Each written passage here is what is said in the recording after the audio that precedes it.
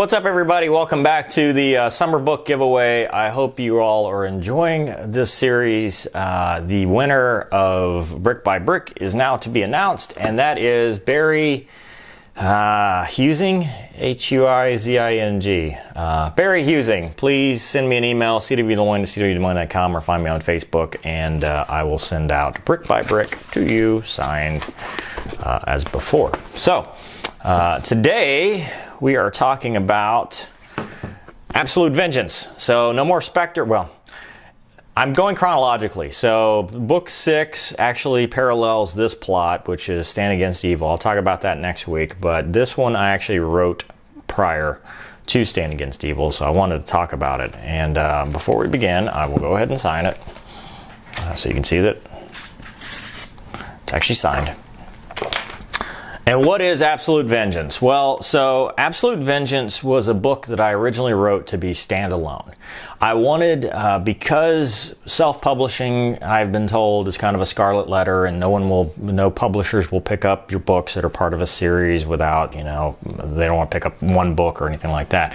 I wanted to write a book that was just standalone, and I had some ideas because I had been in the field training program with the sheriff's office, and on one particular day, we were out on patrol, and we got a call at a local school that somebody had called 911 saying that he had guns and the goblins and ghouls were trying to get him, and we went and locked down the school. And the end result, we tried to find the guy. We were doing pings on his phone and trying to chase him down the Mississippi and stuff like that. And I got the idea of, what's the most horrific thing I can think of? What is something that, really strikes you to the core? At the time, and ISIS was a much bigger thing.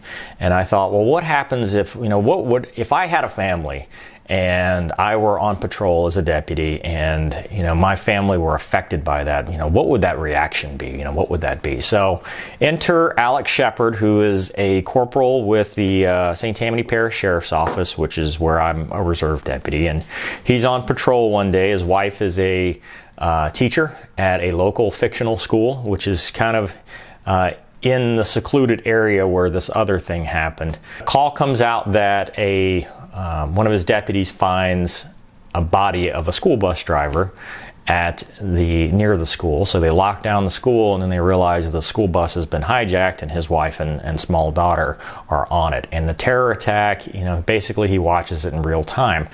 And that he's injured in the attack, and then he comes out of his coma, and pretty much nothing's been done. It's same thing, standard media act where we are all outraged for, a week while the news cycle runs, and then after that, no one remembers it, no one cares, and everybody moves on with their lives. Meanwhile, he's left to pick up the pieces.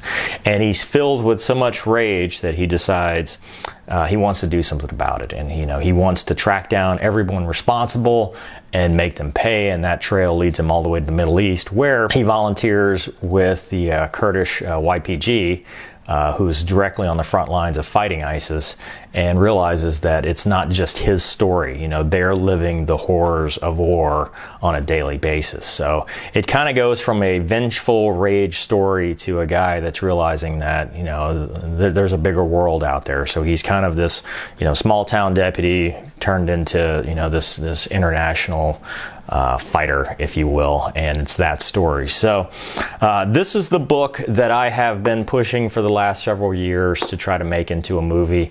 I talked about it a little bit before. We actually did have a movie.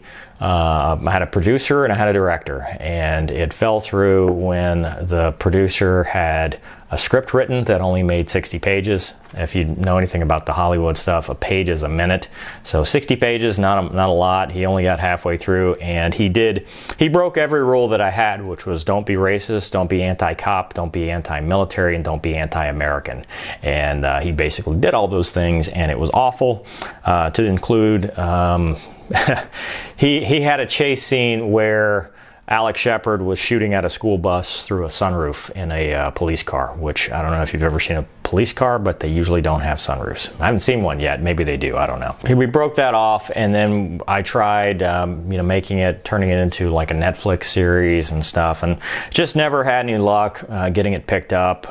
We're still working on it, but I think it would still be great because it's one of those stories that, people have read it and they have this visceral reaction because, it's first person, and it's you can kind of feel what Alex Shepard's going through. So it was my first book that had nothing to do with Spectre. It was nothing to do with aviation. It's just this one deputy. He's SWAT. He's a SWAT sniper, and you just kind of see what it's like to lose everything and then go to the Middle East. So it starts off the series for Alex Shepard. He is now found in all the Spectre books because the universes kind of collide, and then as well as you also see he's got his own standalone. He's got 2 standalone books. I'm working on the 3rd one right now. I've been pretty delinquent in writing.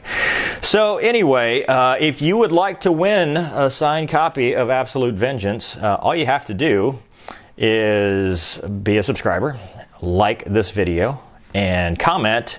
This is a long one, so to speak. That's what she said.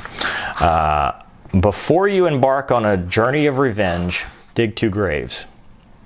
That's all I have to say. Before you embark on a journey of revenge, dig 2 graves. And that is Confucius. And basically the reason I put that at the beginning of this book is because that's kind of the theme of how this works out, because he gets so filled with rage that he basically loses himself.